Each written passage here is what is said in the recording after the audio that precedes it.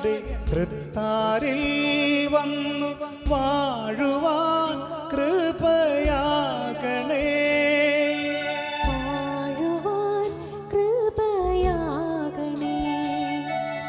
സക്രാരി തന്നിൽ നിത്യം വാഴുന്ന സത്യസ്നേഹ സ്വരൂപനേ.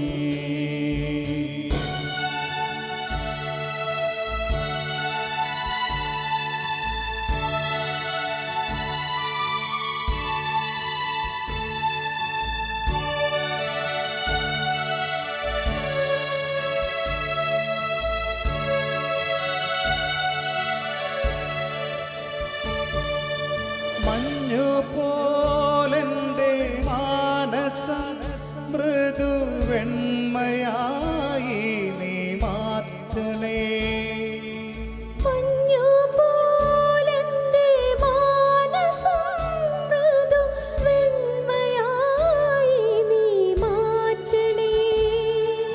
സ്വർഗപാതയിൽ നീങ്ങുവാൻ പുണ്യദീപമായി നീ വിളങ്ങണേ. സക്രാരി തന്നെ നിത്യം വാഴുന്ന സത്യസ്നേഹ സ്വരൂപനേ. മിത്രമായെൻ്റെ തൃത്താരിൽ വന്നു വാഴുവാൻ കൃപയാകണേ. വാഴുവാൻ കൃപയാകണേ. സക്രാരി തന്നിൽ നിത്യം വാഴുന്ന സത്യസ്നേഹ സ്വരൂപനേ.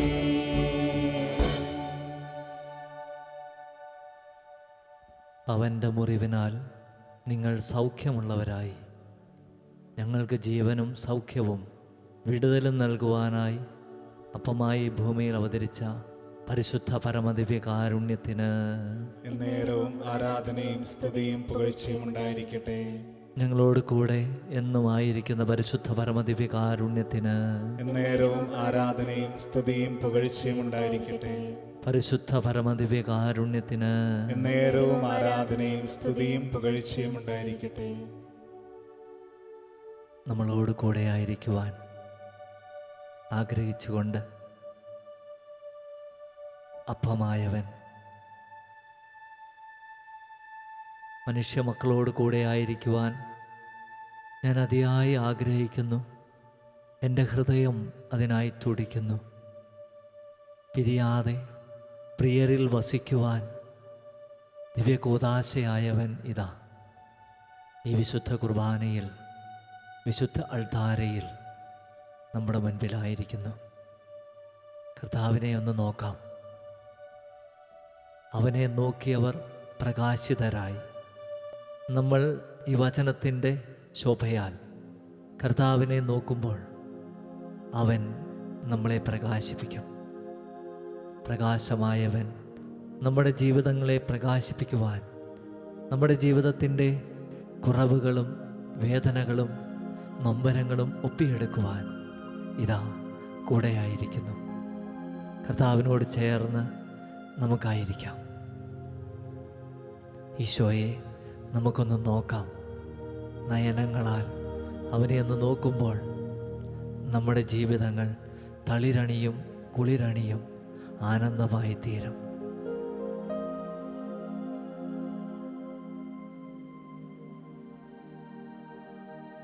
ആദിയിൽ ദൈവം മനുഷ്യനെ സൃഷ്ടിക്കുമ്പോൾ അവന് സ്വാതന്ത്ര്യം നൽകിയാണ് ഈ ഭൂമിയിലേക്ക് അയച്ചത്. നിയമാവർത്തനം 31:31. ഇതാ നിന്റെ മുൻപിൽ മരണവും ജീവനും ഞാൻ വെച്ചിരിക്കുന്നു. മരണം തിരഞ്ഞെടുത്താൽ നീ മരിക്കും, ജീവൻ തിരഞ്ഞെടുത്താൽ നീ ജീവിക്കും. ജീവിക്കണോ മരിക്കണോ എന്നുള്ളത് ഓരോ മനുഷ്യൻ്റെയും സ്വാതന്ത്ര്യമാണ്. ഈ സ്വാതന്ത്ര്യത്തിലേക്കാണ് ദൈവം നമ്മളെ വിളിച്ചത്. നിന്റെ അനുവാദം കൂടാതെ നിന്നെ സൃഷ്ടിച്ച ദൈവത്തിന് നിന്റെ അനുവാദം കൂടാതെ നിന്നെ രക്ഷിക്കുവാനായിട്ട് സാധിക്കുകയില്ല എന്ന് വിശുദ്ധ അഗസ്തീനോസ് നമ്മെ പഠിപ്പിക്കുന്നുണ്ട്. വിശുദ്ധൻ്റെ വാക്കുകളിലൂടെ നമ്മൾ യാത്ര ചെയ്യുമ്പോൾ നമ്മുടെ ജീവിതത്തിൻ്റെ ദുഃഖങ്ങളും നമ്മുടെ ജീവിതത്തിൻ്റെ അല്ലലുകളും അലച്ചിലുകളുമൊക്കെ മാറണമെങ്കിൽ, കഷ്ടതകൾ നീങ്ങണമെങ്കിൽ, കുറവുകൾ പരിഹരിക്കപ്പെടണമെങ്കിൽ കർത്താവിൻ്റെ അടുത്തേക്ക് നമ്മൾ കടന്നു വരണം. അവൻ തൊടുവാൻ, അവൻ സൗഖ്യമാകുവാൻ നീ അനുവദിക്കണം.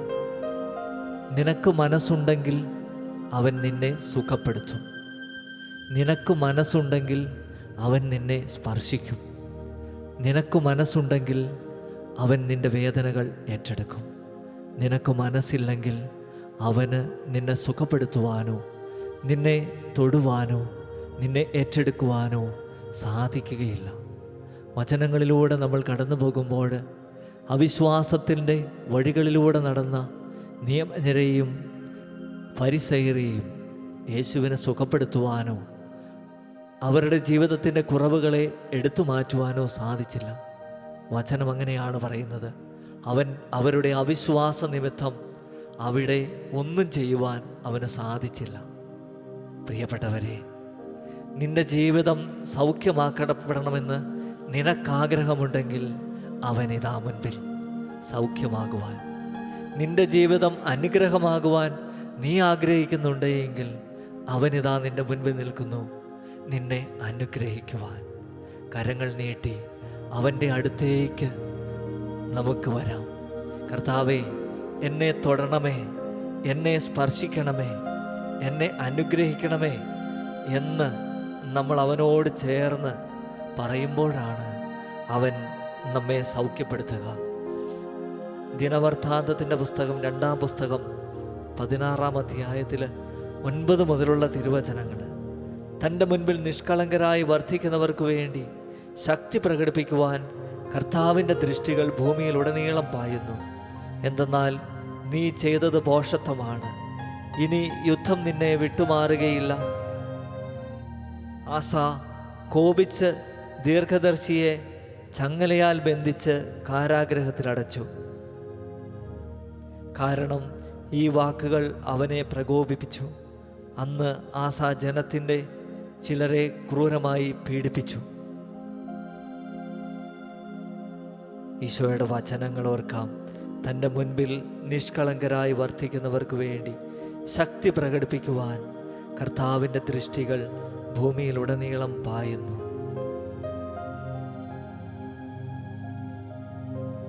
നമ്മുടെ ജീവിതങ്ങളെ കർത്താവിൻ്റെ ദൃഷ്ടി പതിയുവാൻ, അവൻ്റെ ശക്തി നമ്മുടെ ജീവിതത്തിൽ പുറപ്പെടുവാൻ അവൻ്റെ മുൻപിൽ സമർപ്പിക്കാം.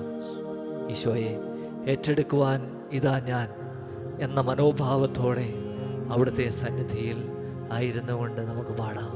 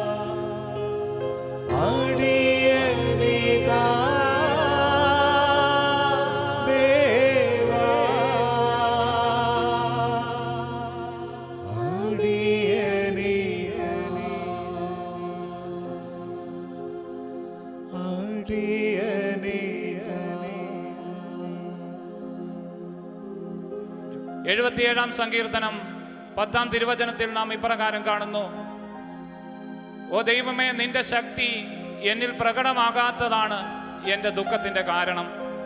അതെ, നാം ഓരോരുത്തരും വിലപിക്കുന്നതും നാം ഓരോരുത്തരും അനുദിനം ദൈവസന്നിധിയിലേക്ക് കടന്നു വന്നുകൊണ്ട് എൻ്റെ ജീവിതത്തിൽ എന്തുകൊണ്ട് ഇടപെടുന്നില്ല എന്ന് ദൈവത്തോട് പരിതപം പറയുമ്പോഴും നാം ചിന്തിക്കണം, നാം നമ്മിലേക്ക് തന്നെ തിരിഞ്ഞു നോക്കണം. നാം ദൈവസന്നിധിയിൽ പൂർണ്ണമായി നിഷ്കളങ്കരായി വർത്തിക്കുമ്പോൾ ദൈവത്തിൻ്റെ ശക്തി നമ്മളിൽ പ്രവർത്തികമാകും. നിന്റെ രോഗപീഠങ്ങളിൽ നിന്നിൽ നിന്ന് പുറമേ വരുന്ന ശക്തിയല്ല നിന്നെ സൗഖ്യപ്പെടുത്തുന്നത്. എഫെസോസ് 3:20 നമ്മൾ കാണുന്നുണ്ട്, നിന്നിൽ പ്രവർത്തിക്കുന്ന ശക്തിയാൽ നീ ചോദിക്കുന്നതിലും ആഗ്രഹിക്കുന്നതിലും വളരെ കൂടുതൽ ചെയ്തു തരുവാൻ കഴിവുള്ള കർത്താവായ യേശു ക്രിസ്തുവിൻ്റെ മുൻപിലാണ് നാം ആയിരിക്കുന്നത്.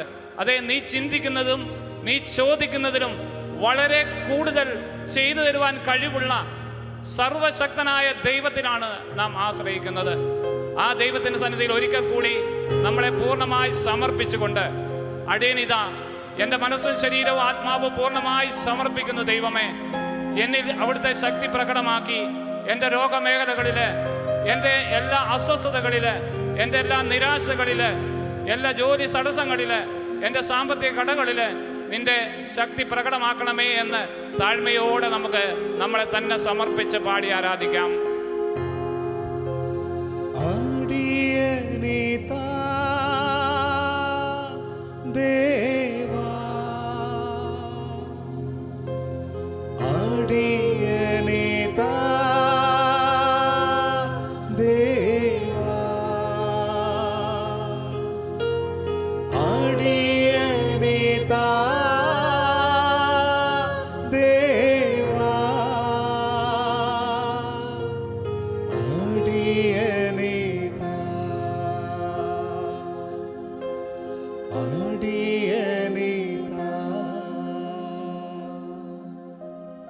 വീണ്ടും വചനം, നിയമവൃത്താപന പുസ്തകം 30-ാം അധ്യായം അതിൻ്റെ 14-ാം തിരുവചനം ഇപ്രകാരം അരുളി ചെയ്യുന്നു, വചനം നിനക്ക് സമീപമാണ്, അത് നിന്റെ അധരത്തിലും നിന്റെ ഹൃദയത്തിലുമുണ്ട്, അത് പ്രവർത്തികമാക്കാൻ നിനക്ക് സാധിക്കും.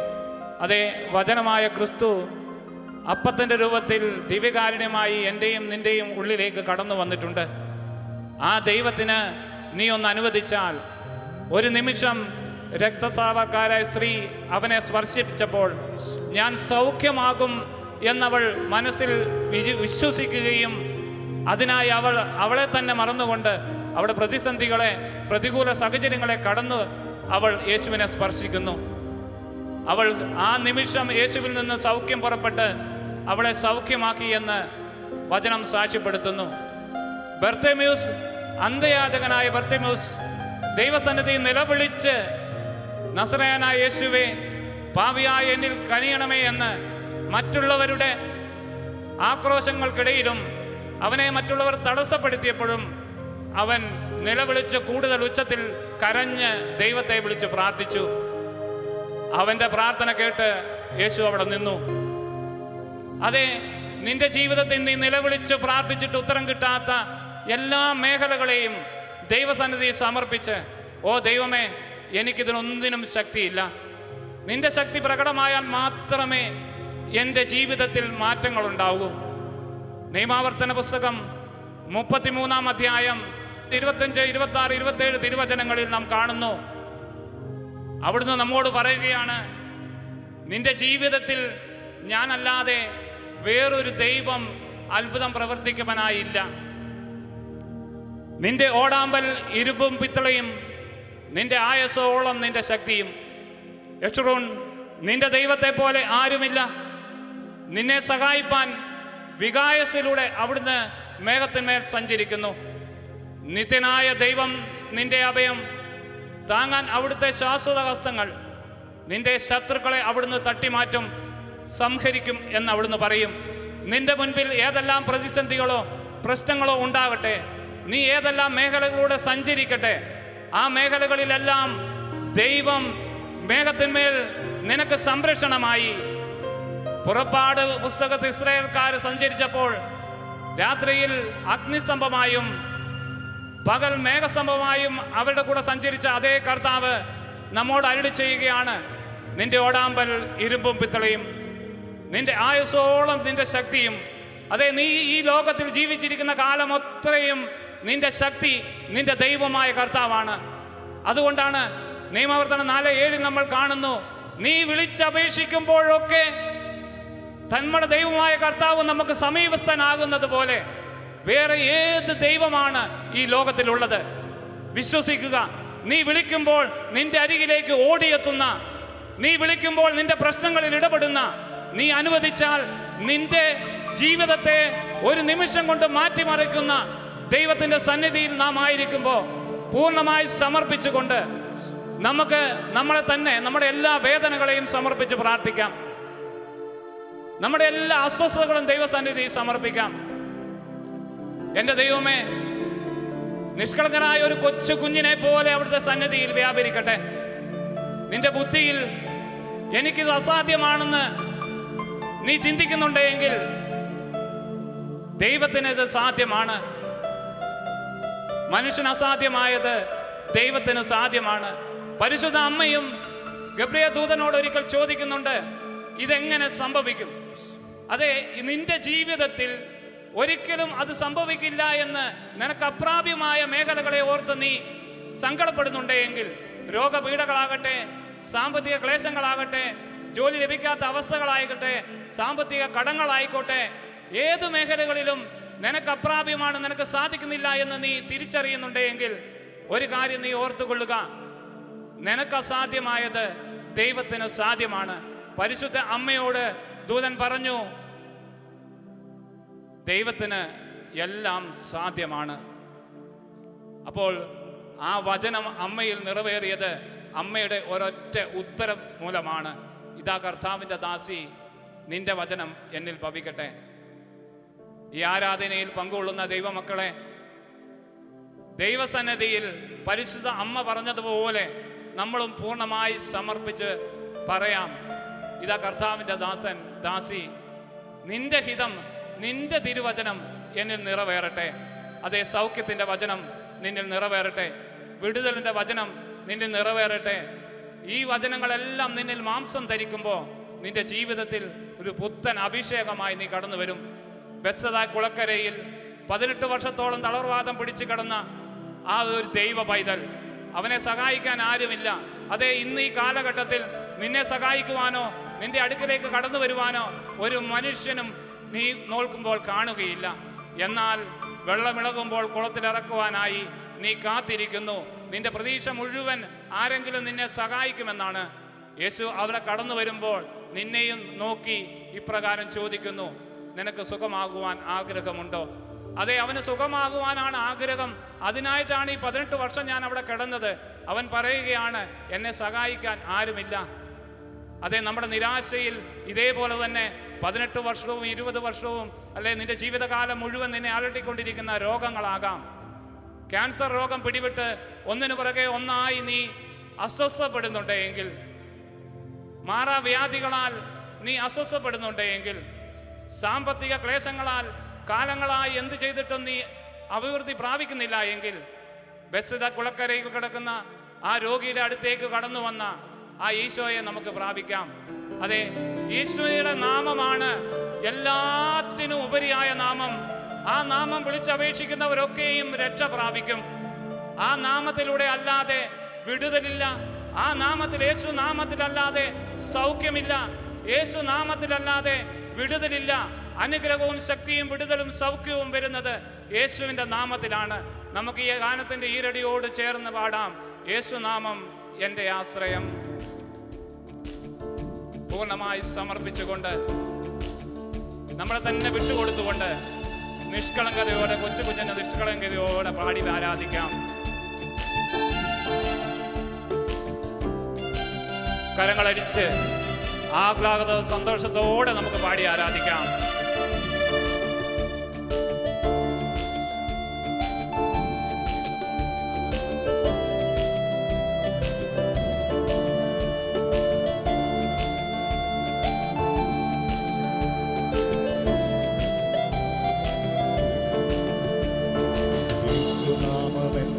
ആശ്രയം, ആശയറ്റ നേരമെന്റെ ആശ്വാസം, നിൻ വചനമാറി തോകി എന്റെ വേദനകൾ സൗഖ്യമാക്കണേ.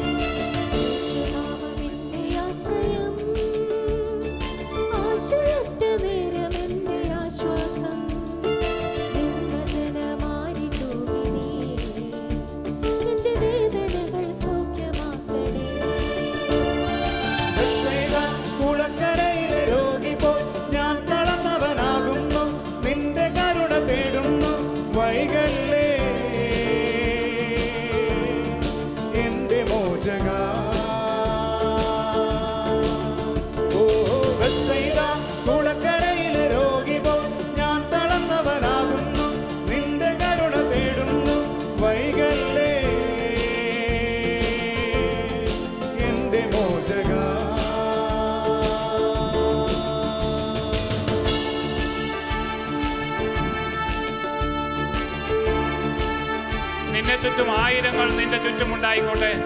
അനേക പ്രതികൂല സാഹചര്യങ്ങൾ നിന്നെ ഉണ്ടായിക്കോട്ടെ. നിന്നെ ചുറ്റും ആയിരങ്ങൾക്കിടയിലായി ആരും നിന്നെ ശ്രദ്ധിക്കുന്നില്ല, ആരും നിന്നെ കാണുന്നില്ല, ആരും എന്നെ സഹായിക്കാനില്ലാതെ വിലപിച്ചിരിക്കുന്ന വ്യക്തിയാണോ? ഓർക്കുക, നിന്നെ തന്നെ നോക്കി നിൽക്കുന്ന ഒരു യേശു നമുക്കുണ്ട്. അവന്റെ നാമത്തിലാണ് സൗഖ്യം. നിന്നെ തന്നെ നിന്റെ ഒരു അനുവാദത്തിനായി, നിന്റെ ഒരു അപേക്ഷയ്ക്കായി കരുതിയിരിക്കുന്ന, നോക്കി നിൽക്കുന്ന ആ യേശുവിന്റെ സന്നിധിയിലേക്ക് ആയിരങ്ങൾക്കിടയിൽ നീ ഒറ്റപ്പെട്ടു പോയാലും, പതിനായിരങ്ങൾക്കിടയിൽ നീ അകപ്പെട്ടു പോയാലും, നിന്നെ മാത്രം സൗഖ്യമാക്കുവാൻ നിന്നെ നോക്കി നിൽക്കുന്ന യേശുവിലേക്ക് നമ്മളെ സമർപ്പിക്കാം. അവൻ നിന്റെ രക്ഷയാണ്, അവൻ നിന്റെ സൗഖ്യമാണ്, അവൻ നിന്റെ വിടുതലാണ്. ആ യേശുവിനെ സമർപ്പിച്ചുകൊണ്ട് പാടി ആരാധിക്കാം.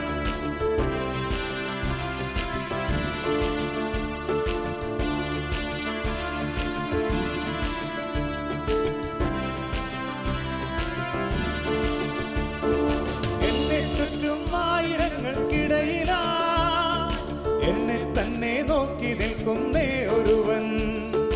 എന്നെ ചുറ്റും ആയിരങ്ങൾക്കിടയിലാ എന്നെ തന്നെ നോക്കി നിൽക്കുന്നേ ഒരുവൻ.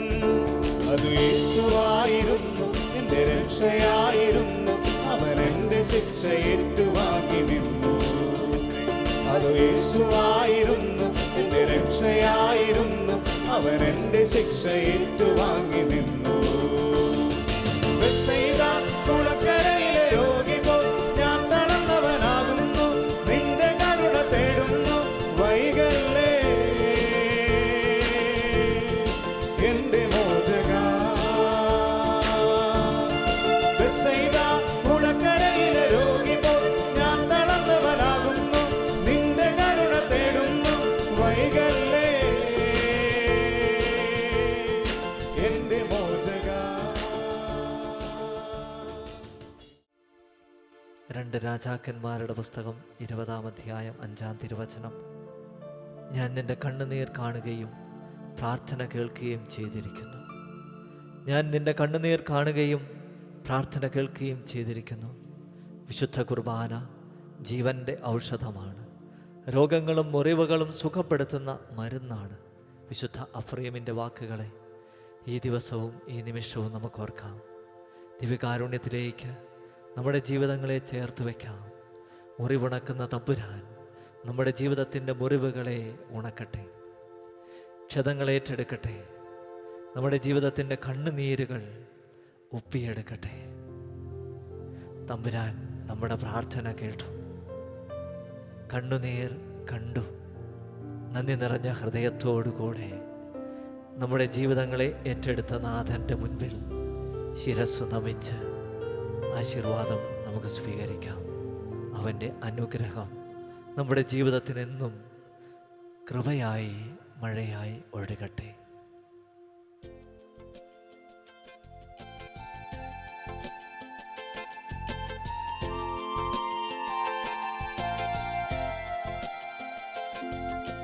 സ്വർഗത്തിൽ നിന്നാഗതമാ ജീവൻ നൽകുമൊരപ്പം നീ, മർത്യനു മുക്തി പകർന്നരുളും നിത്യമഹോന്നതമപ്പം നീ, നിത്യമഹോന്നതമപ്പം നീ.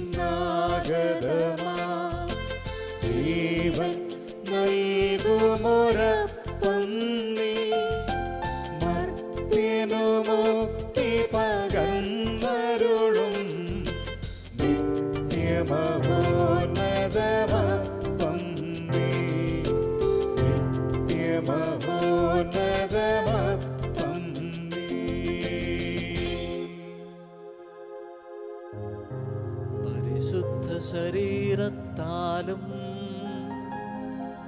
വിലയേറിയ രക്തത്താലും പാപത്തിൻ കറകളിൽ നിന്നും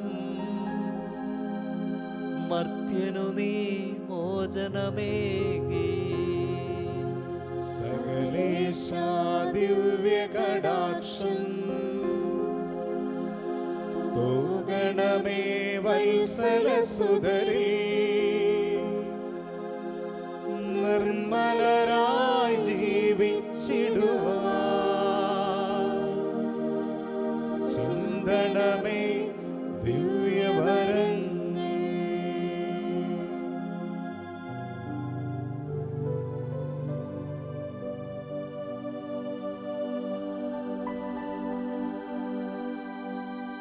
എൻ